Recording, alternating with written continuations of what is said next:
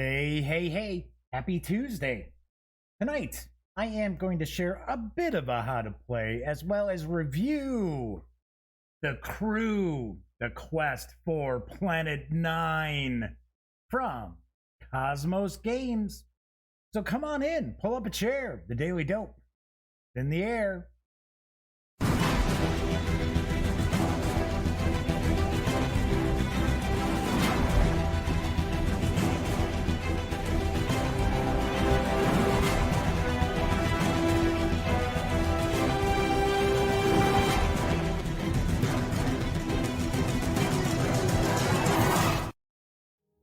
Howdy, howdy, howdy, gang. Yes, I'm Jeff McAleer, back once again as your host here at The Daily Dope, presented by thegaminggang.com, which I happen to be the founder and editor-in-chief. Tonight is Tuesday, April 21st, 2020. This is episode 474 of The Daily Dope. Getting closer and closer to that milestone 500th episode. So, do want to point out, if this is your first time tuning in, this is very, very casual. It is certainly not rocket surgery by any stretch of the imagination. Normally, on the Daily Dope, I provide the latest tabletop gaming news of the day. Simply, that is pretty much what I usually float out there. Board games and role-playing games. Sometimes we talk a little bit about pop culture stuff, TV, PC games, things along those lines. But because of the current pandemic, news can kind of be a little far and few, or I should say few and far apart. So what I've been doing is sharing some live playthroughs, doing some unboxings, some page throughs, some reviews as well. So tonight, as I mentioned, I will be showing you how to play and reviewing The Crew from KOSMOS Games. You want to also mention, if you like the video, please give it a thumbs up. Subscribe to the channel. If you do, don't forget, ring that little bell, because it will not only notify you of when the Daily Dope streams live, Monday through Thursday nights, right here on YouTube, I'll also tell you when I upload standalone videos as well. So, stay in the loop and ring that little notification bell.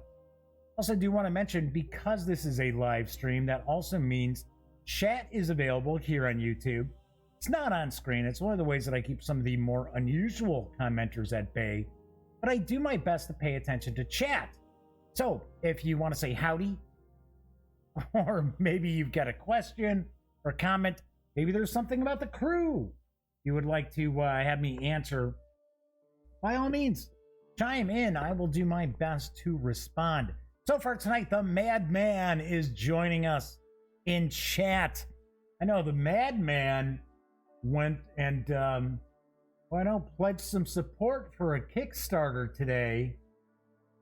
Just because I'm not sharing news on the Daily Dope does not mean that if you go to thegaminggang.com, you will not see any new gaming news. So the new Kickstarter for Deadlands, the Weird West role-playing game from Pinnacle Entertainment Group. The Kickstarter started today and jumped out to about 1,000% funding within the first few hours. I know it funded in the first few minutes. So, and I know the Madman also did pledge support. So that was pretty cool. That was kind of funny. So we got Dan from No Enemies here. Sounds weird, doesn't it? Here. An echo? What's going on? Yeah, Stan from No Enemies here has arrived in chat. That sounds better. There we go. And Robert Carroll in chat as well. And the Madman's pointing out that that Kickstarter is at $150,000. And it's been running, I think it kicked off at noon. Now, I'm not sure if it was noon Pacific or Eastern or what. But the goal was only 10,000. So pretty easily done, pretty quick. Flaming Huron's in chat as well. Good to see everybody. So before I jump into my how to play as well as my review, do want to mention that I have been playing around putting together the live playthrough for Call of Cthulhu on Fantasy Grounds. Although I got to be honest, didn't use many of the really cool Fantasy Grounds tools, as I'm not overly familiar with the program. But if you guys want to catch it, I'm going to float it out there, and we're going to play again Saturday or Sunday to wrap up The Haunting, which, if anybody's ever played Call of Cthulhu, you have probably played The Haunting. Very unlikely that you haven't. So, also do want to point out, I'm kind of bouncing around because I'm thinking that the investigative nature of Call of Cthulhu might not be a great fit for my nephew and his girlfriend. I might do some Traveler. I don't know.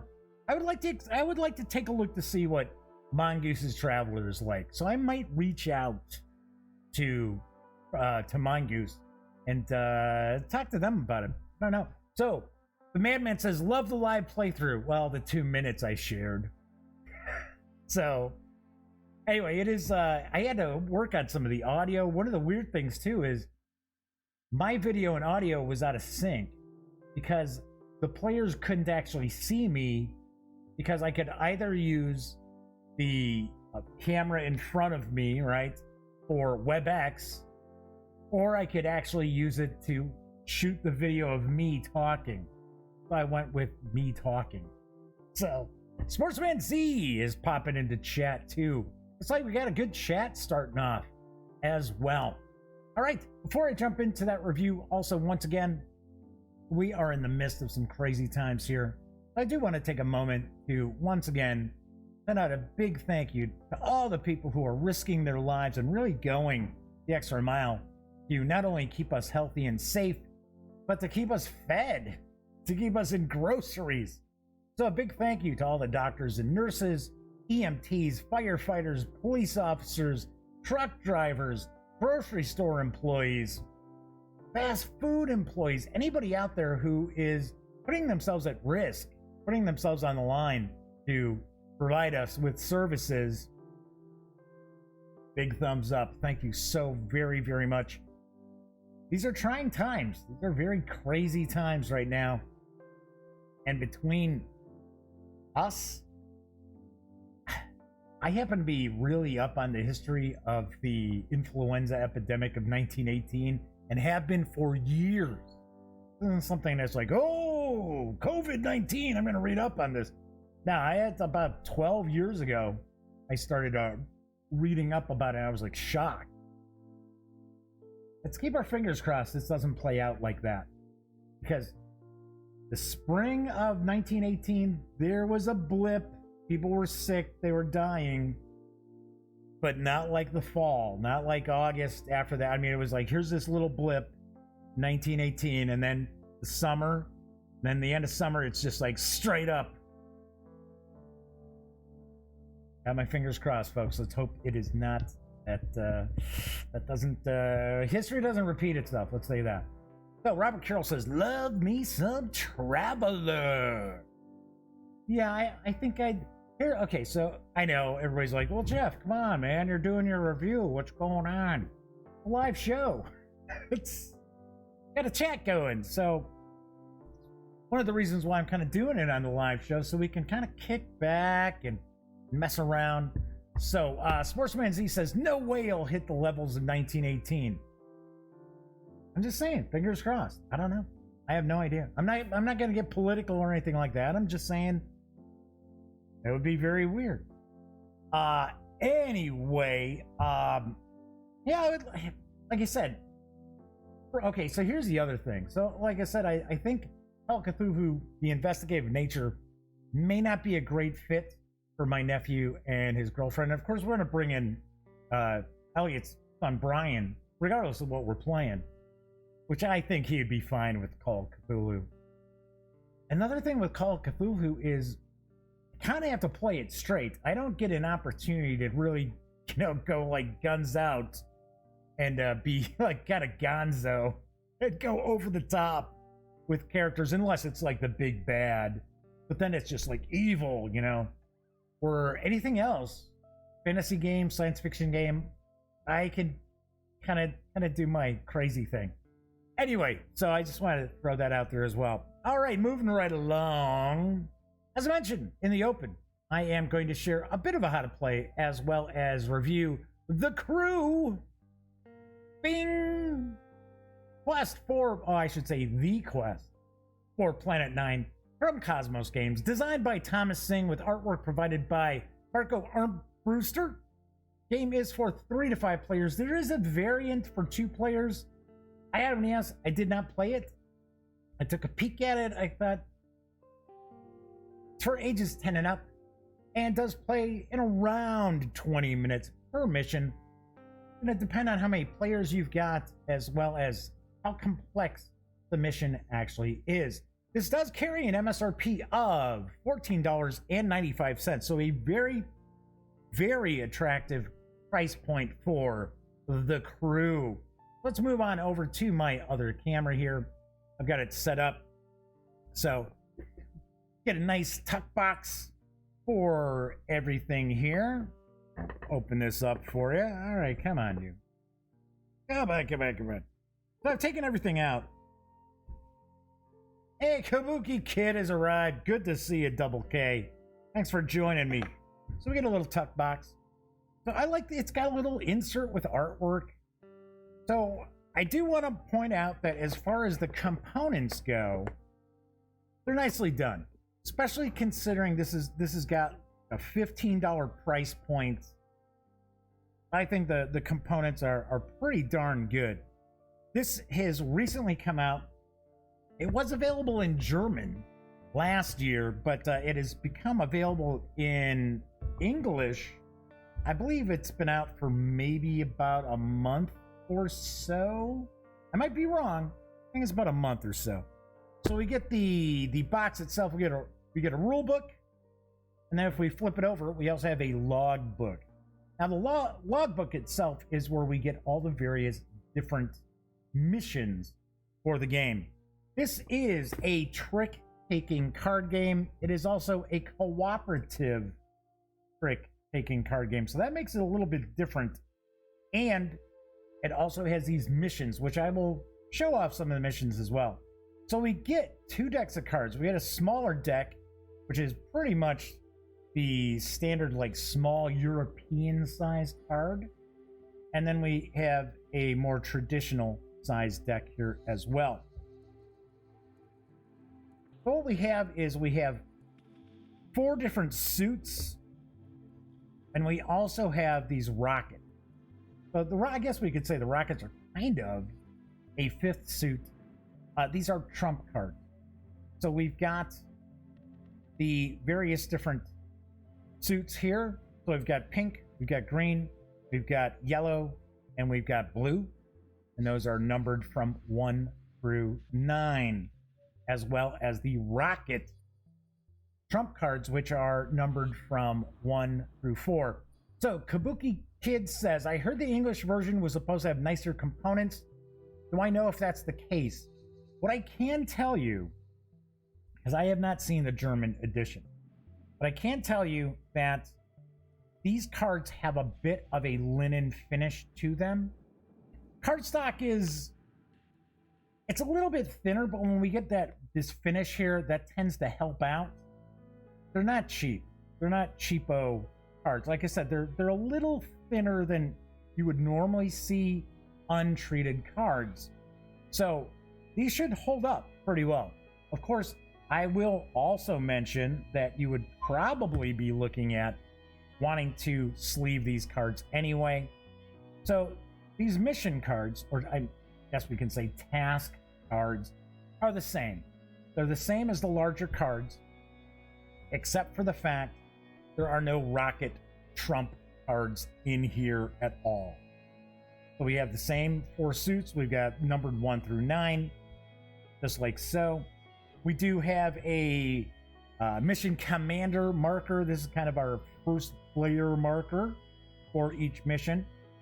We have these information cards, these communication cards. We've got 5 of them because we have up to 5 players. And then we have these communication tokens, 5 of those. I will explain how those work as well. And then we have some different kind of mission tokens here, and they're all a variety of different things. Some of these are going to tell us, okay, what is the order that we have to finish up these missions, these tasks, I should say, to complete the mission. It might say, okay, well, this needs to be last no matter what. This is the final. Put it like that. That's the Omega symbol. Something like this is saying that, okay, well, this task has to be finished before this other thing here. So Kabuki Kid is mentioning, yep, that they had heard that people with the German edition were sleeving their cards because cards wore out pretty quickly.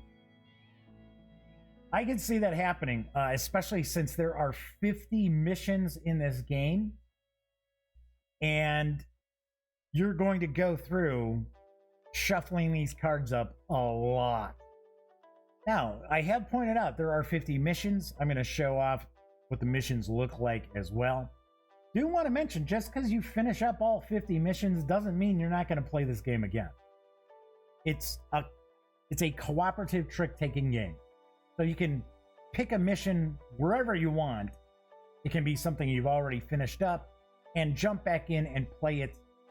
So it's the mission system, the inclusion of the missions is just to give some theme to the game and to show a variety of different ways that you're going to play this game. That's really what those missions are. So if you are not familiar with trick-taking games, which I don't know how you couldn't, because there's so many of them. And I'm talking about traditional card games, not talking about just genre card games. I'm going to move this stuff out of the way. I'm going to pretend we're playing a 4-player game. So essentially, a trick-taking game is that you're going to play a round of cards, and someone is going to take the trick. So as an example, let's say somebody started off the game and they said, okay, they lead off with a green 8. So essentially what normally will happen is, in this situation, or this is kind of the suit, right? So you would be looking at everybody else has to play that suit as well as have a higher number, and whoever has that ends up winning the trick. So Kabuki Kid says, no joke, I never played a trick-taking game in my life until a few years ago. They were just never in my life. Yeah, there's a lot of people out there, you know, they've never played things like spades. To be honest, we played cards as a teenager and in my 20s, 30s, 40s. It was always poker. We were playing poker. We weren't playing... I played a little bit of gin rummy in my late teens, and that was about it. Madman says they played euchre with their grandparents all the time from the age of 8 up. But anyway, if you're not familiar with a trick-taking game, people are going to be sitting there and they're going to be looking in their hands of cards, and they have to play the same suit. Doesn't matter what number it would happen to be, but if they've got that number, that color, or that suit, they have to play it. So for an example, they'd be like, okay, so I'm playing the 3. Jump back, boy, aren't too many green there. And then the next player would say, okay, well, I've got a 1. And then the final player says, okay, well, I've got the 4. Well, whoever played the 8, they take the trick. They get this. That's theirs. That's the trick that's being taken. Other aspects of this is if you don't have a card of that suit, or in this case, the color, you can toss out any card. Doesn't matter. You can toss out any card. It's just you're not going to win the trick. As far as with the crew, we do have those rocket cards. So these rocket cards act as trump cards, like so, numbered 1 to 4. And whoever plays a trump card of the highest value is going to win that trick. So let's kind of sort this out a little bit. So normally in a trick-taking game, everybody is competing against each other. Well, in this situation, you're actually cooperating with each other. So essentially what will happen, we show you the log book, the mission book here. So it's going to tell you how to use this log book. So you're going to have different missions, and the missions are going to tell you what's going on, because there's a story, right? You're your explorers trying to find the planet 9. I don't know why it's not the 9th planet. It's planet 9, but that's okay. And you're going to go through a series of different missions. So as you progress, the game will become more difficult. But I'll kind of give you an idea. Let's take a look. Okay. Let's say we're playing 4 players. And we're gonna have to complete 3 tasks. This is our task deck. Smaller deck is our task deck, is used for missions. Let's say we have to do 3 tasks, and we have to number these tasks as well. So we're going to use these here. Let's say I'm the mission commander. So I get to be the mission commander here. Shuffle this up. And quickly, I'm just going to kind of deal out 4 hands here. Kind of give you an idea of how this plays. So Kabuki Kid says, I did like Rummy. I like the Mike Fitzgerald card games he makes riffing on that. Yeah. And Viper Dave is in chat. Good to see you, Viper Dave. Welcome aboard. All right, so we got the 4 different hands. So let's say, we're going to say this is my hand here. Got it? There we go. So we're going to say, got that task. So somebody has to win the trick with the 9, which is yellow. We want to point out as well that it's easier to see on these bigger cards. If you have any issues with color blindness or being able to differentiate different colors, there are symbols on each of these cards as well. So as I mentioned, just like we've got a suit. So we've got the 9, we've got the 7, and we got the 1. So we got a couple of pink tasks, so we got a yellow task. So I would be looking at, and I'm the mission commander, so I'm going to pick my first one here.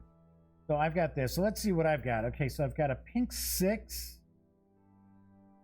got a pink 5, I got a pink 3.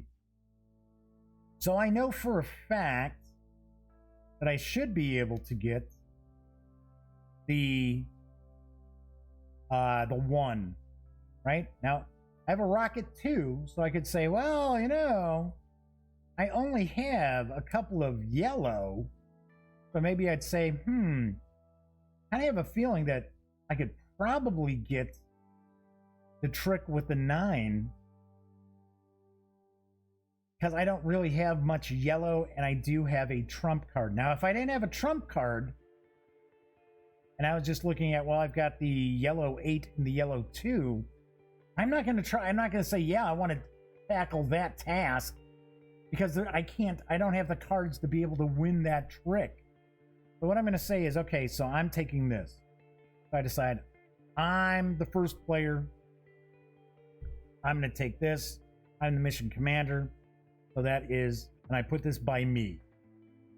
So this also means that this has to be the first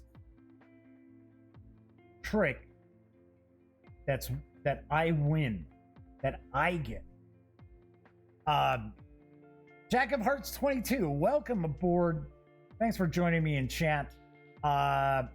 If you're looking for a review or something like that, please send me an email in care of the Gaming Gang. It's Jeff McAleer at gaminggang.com. If you're hanging out, it will be up on screen before I close out the show. Right, so let's say I take this and I'm like, okay, I'm pretty sure that I can easily win this. And let's say, for the heck of it, player 2 says, oh yeah, okay, I've got the 9. See who does have the 9. Okay, let's say that's player 2. Okay, this is player 3. Nope. And player 4. There we go. So player 4's got that. So player 4 says, okay, I'm going to take this task. Goes with them. There. And then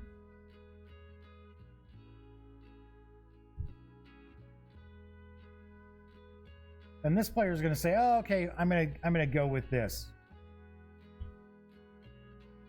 So here's where we start getting into the cooperative aspect of the game. So each player is going to have a communication card as well as a communication token. During each mission, not each round, each mission, each player may utilize their communication token once. So Jack of Hearts 22 says, I can't believe they put Uno 2 in space. So what'll happen here is, because it is cooperative, but you cannot reveal what cards you have in your hand. You can't discuss what cards you've got. So what you can do is you can decide you want to communicate something with the other players. So as an example, because we need to finish this task first in this order, we might be looking at, okay, so how do I let everybody know that what we're trying to do here? So as an example, I can play a card. If I wanted the other players to know that this is the highest pink card that I've got, or actually more kind of a fuchsia, magenta, really. If I wanted to tell the other players that this is the highest card of this suit, I would actually put my little symbol like that, my little token like that. If I wanted to inform the other players, hey, this is the only card of this suit I've got, I would place that here. If I wanted to let everybody know, hey, this is the lowest number I've got here, so just so you know, I would play it like so. The reason why we have this card here, it's just a little reminder card that you put into your hand just to be like, oh yeah, that's right. I've got the card here. I don't know, a little kind of silly because you've got this card sitting right here, but it's nice that it's included. So you can only do that one time, only once. So once you have communicated, you're going to flip that token back over, make it red, and you'll just leave that off to the side, showing that yes, you have used your communication for this mission. So to kind of give you an idea what we would basically do, I'm the mission controller here. Come on. This comes apart really easy. So I'm the mission controller, and I figure, okay, so we know that I need to win this trick with the number 1. So I'm also the person who's going to come out here right off the bat. So I will do something along the lines of, okay, so I'm going to drop off the fuchsia 6, right? So then the next player would be sitting there saying, okay, so they know that the first trick I need to win is this. They're going to look to see, okay, what do I have lower than that? Okay, I've got a 4. They play the 4. Because remember, you have to play a card of that suit unless you don't have any. So as an example, this player here, what they might want to communicate to everybody else, seeing that we actually have 2 tasks of this suit, is they would maybe want to communicate with the players something like that. Float that out there showing that, hey, this is the only, after this was played, this is the only part of this suit that I've got left. So the thing is, we're normally in a trick-taking game, everybody's trying to win all the tricks. In the crew, you're trying to make sure that certain players or tasks, which is basically the trick, get completed in a certain order, or certain people do these. So Dan from No Enemies here is rocking on out. Good to see you, Dan. He's reminding everybody, wash your hands. So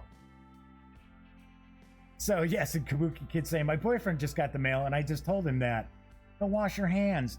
I've been doing that too. I go out and get the mail and right away wash my hands off. Because yeah, you never know. You don't know. Right, so this player did that.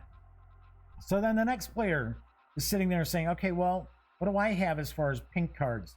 Well, looky here. They've got the 1. So they're going to drop down the 1 because that is one of the tasks we need to complete. And then the final player would be, okay, well, thankfully they've got the 2. They can drop that. Boom. I played the 6. This is my trick. So I take that, and we've completed the first task. So whoever takes the trick, whoever completes the task, gets to lead off, gets to start off for the next round. So we have a 7 here. We've got a 9 yellow here. So what we would possibly do, now once again, we're not going to know who's got what, but we're hoping that the player that has taken the various different tasks understand the game. Now, here's one of the aspects of this game that I do want to throw out there. For those people who have played a lot of trick-taking games, the whole concept of this being cooperative takes a little bit of getting used to. Now, I'll be the first to admit, I'm not a fan of trick-taking games. I never really have. It's just, just not really my thing. And I'm not saying I can't stand them or I hate them or anything like that. I've just never been a big fan of trick-taking games. I'm more a big thematic kind of game player. I'm also not big on games where you're really not communicating with the other players. Once again, that falls into kind of that whole Euro game playing in a vacuum, kind of playing a puzzle by myself, but there are other people around the table. In this situation here, I don't mind it. So, I know, kind of weird, right? Anyway, so what we would be looking at here is kind of making sure that people understand that, okay, it's a trick-taking game, but you don't necessarily want to win every trick. Just like, as an example, see, I've moved that off to the side because I've completed it. The second trick, the next trick that has to be taken by this player has to win this trick. If they don't win the trick, then we lose the mission. So we either all win together or we all lose together. So that takes a little, explaining to people, especially those who play a lot of trick-taking games, because this is different. I'm not familiar with too many cooperative trick-taking games. To be honest, I don't know of any. But then again, as I mentioned, trick-taking games aren't necessarily my forte. To kind of give you an idea, I would start off and I'd think, okay, so what can I do here? Burn off a yellow card. We know it's got to include the 9, so I might as well just burn off the 8, because the 8 won't win the trick. So then the next person would be like, okay, what do I got here? I got nothing. I don't have any of those colors, so I can play off green. Play the green one. Then the next player would be like, okay, well, I've got, let's go with the 3. And then the final player would say, okay, well, cool. I got the 9. Take that, and boom. There's another task out of our way. A lot of times you're like, an example. So the next player would be like, okay, so these guys, this player up here who just completed this task would be kicking off. So a lot of times what you're looking at is you're looking to make sure that you lose a trick so that other players have an opportunity to win the trick. Of course, because of the fact that you can't communicate what's in your hand, the ability to utilize your communication card becomes very important as you progress, especially when you start getting into really tricky missions. And Kabuki Kid's mentioning, yeah, this is a trick-taking game for me, more of a puzzle to it. Exactly. Right on the money. There's more of a puzzle aspect to the game, and as opposed to just a regular trick-taking game. There's more thought involved in it, as opposed to, okay, well, I luckily got this hand of cards, and now I'm going to continue playing through, because it is very, very possible in a traditional trick-taking game that somebody can get a great hand and just blow everybody out of the water. That's not the case here. Remember, you're trying to make sure that you complete these tasks in order to complete these missions. Once you have completed whatever your tasks are for that mission, you can move on to the next mission. And there's missions where it's like, okay, you can't use communication whatsoever. You've got missions where you might have one task has to be done before all the other ones, or you have to have others that take place before the one that you get. You can have a variety of different numbers of tasks or tricks that have to be completed. So an example here, we got 10. I think 10, yeah, 10's the most, which is actually a lot. 10 tricks is a lot to complete, because you always have the opportunity for somebody to mess up and play a card they shouldn't have played that prevents you from actually completing a later task. So we got the logbook here, we got the rule book here, everything's laid out really nicely. Don't be scared away by 21 pages of rules in this, because it's not difficult to understand at all. Everything is laid out, everything's broken up. There's a lot of images. Keep in mind, there isn't that much text on each page. Pretty small booklet here as well. So there you've got the crew, the quest for Planet 9. So let's move on over to the other camera, and I will give my final thoughts and share my review score. But before I actually do that, Mookie Kid mentioned that the Fox and Forest Duet is a cooperative trick-taking game. Yes, that is pretty new. I'm gonna say I think that came out of the last Gen Con. I have not played that. I've only played a handful of Renegade Game Studio releases. So, of course, I've done, a couple of reviews, and I actually reviewed more of their role-playing games than anything else, really. All right, so anyway, as I mentioned, I'm not really a big fan of trick-taking games. I'm not necessarily a big fan of games that the players don't really communicate with each other, which I want to point out, you can't communicate what's in your hand. You can't communicate what cards you have. You can still converse with the other players. It's not like silence around the game table. But that's being said that, okay, I like to be able to communicate, especially in a cooperative game. And not being a huge fan of trick-taking games, you might be surprised, I actually really enjoyed playing the crew. I'm sure there are people out there. I'll put it to you this way. If you enjoy trick-taking games, then the crew really belongs in your collection. Absolutely no doubt about it. It's a no-brainer. Definitely get yourself a copy. For $15, you can do no wrong. I'm going to put it to you that way. As someone who is not enamored by trick-taking games, I still enjoy this. I had a good time with it. I did not play the 2-player variant, which kind of includes sort of an AI slash the mission leader handles the third player. It's supposed to be kind of an AI on the ship. Anyway, but that being said, I have really enjoyed this. The science fiction missions, the little stories, it's a storyline that's taking place.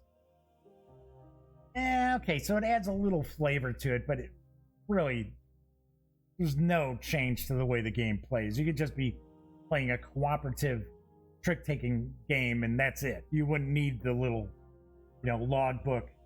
But it does add a cool little dimension to the game. But regardless, it could be anything. I mean, this is a cooperative trick-taking game, period. That's it. So the madman says, what? No cone of silence? Would you believe? On a scale of 1 to 10, I give the crew a very hearty 8.5. It's that good. Only reason I don't score it that much higher is, like I said, I'm not really a trick-taking game kind of player. I know I sound like a broken record here, but if you are interested in those sorts of games, that's what I'm trying to tell you. It is that good. If you really, really dig those kind of games, you're going to love it. I enjoyed it a lot. Well, that says something. It really does. So, plus, it's $14.95. How can you go wrong? It is a great deal, and it's just jam-packed with replayability. Component quality is nice as well, but as I mentioned, if you're going to be playing this a lot, sleeve the cards. Even though you do have the bit of a finish to them, sleeve the cards just in case. Especially, I don't know about you, but I play with some people who are just awful at shuffling cards, and they just box and fox those cards all the time, and I'm like, I'll shuffle it. Give me that. So, all right, that is it for tonight's show. On tomorrow's show, join me as I'll be sharing my interview with my pal Stephen Bonacore from Stronghold Games. There is a Kickstarter. I don't think it's kicked off yet. I think it's sometime this week that Stephen and I are going to talk about. There's something else that's on the horizon that he's going to drop some hints at. I don't think he can talk about that. But we are also going to see what's been cooking at Stronghold Games and what we can expect on the horizon, because not everything they do is going to be kickstarted. Anyway, that is it for tonight's show. As I'd like to point out, by all means, give the episode a thumbs up if you like it, and subscribe to the channel. If you do, don't forget, ring that little bell, because it will not only notify you when the Daily Dope streams live Monday through Thursday nights right here on YouTube, I'll also tell you when I upload my standalone videos as well, which will include my review of Tiny Town's Fortune, as well as how you can win my copy to give away. That's right, I have a spare copy. I'm going to do that as a standalone video because it's actually fairly short. But anyway, those of you out there who have been watching live, thank you very much. Of course, when you're not watching live, be sure to go, or don't even have to be watching live. When you're not watching videos on the Gaming Gang channel, be sure to visit thegaminggang.com for all the latest in gaming news, reviews, comics, movies, TV. Get your geek on at thegaminggang.com. Anyway, those who have been watching live, thank you very much for keeping me company. And of course, if you watch after the fact, maybe even on Memorex, I appreciate that very much as well. So everybody enjoy the rest of your Tuesday night / Wednesday morning. I will be back tomorrow. And until then, be smart and stay safe.